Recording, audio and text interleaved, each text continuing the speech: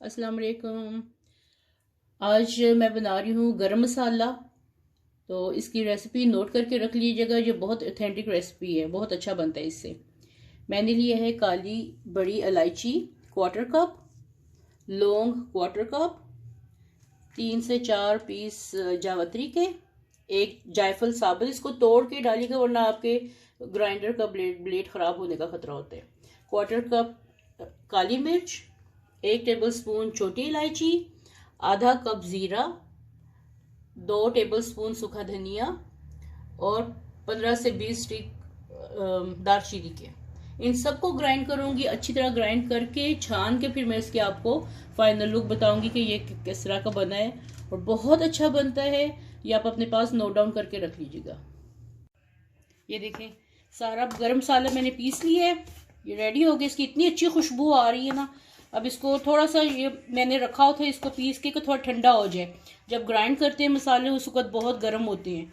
ठंडा करके फिर बोतल में डालिएगा, क्योंकि उस तरह फिर वो ख़राब नहीं होता। अगर गरम गरम पीस के साथ ही डाल देंगे तो वो फिर ख़राब हो जाता है, 1-2 दिन में ही ख़राब हो जाएगा, उसमें फंगस आ जाएगा, वो जम जाएगा। उसमें से कितना ज़्यादा ये बन गया है माशाल्लाह। ज़रूर ट्राई कीजिएगा, आपको अच्छा लगेगा। ये बना के रख लें, बहुत सी रेसिपीज़ में ये काम आता है।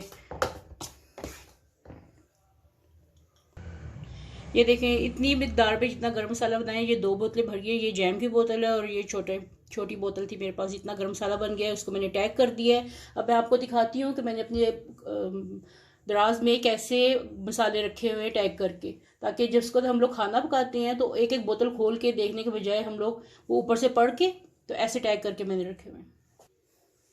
ये देखें, मैंने ऐसे टैग करके रखी है सारी बोतलें।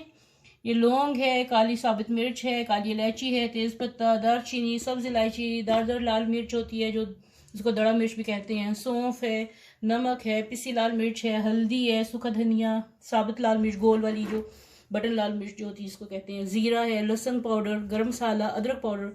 बाकी की चीज़ें टैग करने वाली रहती है, वो फिर करके तो बताऊँगी।